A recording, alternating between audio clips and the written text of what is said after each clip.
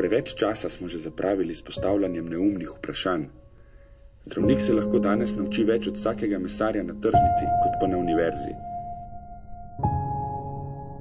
Starodavna umetnost medicine je tako zelo daleč od svoje nekdanje slave, da večina šol o seciranju človeškega telesa niti ne razmišlja.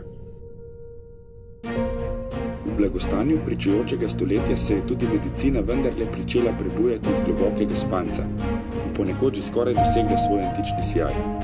Le še znanost o delih človeškega telesa vztraja v nekakšnem mrtvilu. Številni primeri izjemnih posameznikov so me izzvali, da k njeni obuditvi tudi sam prispevam vse, kar je v moji moči.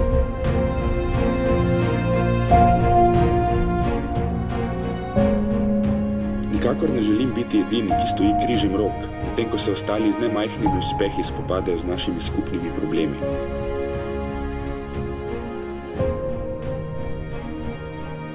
Veličini naših prednikov hočem biti v ponos.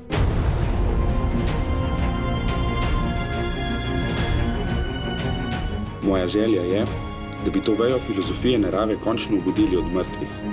Da jo, če tudi nikdar ne dosežemo mojstrstva starodavnih anatomov, vendarle dvignemo zadosti visoko, da naše znanosti o telesu nikdar več ne bo sram primerjav z antično.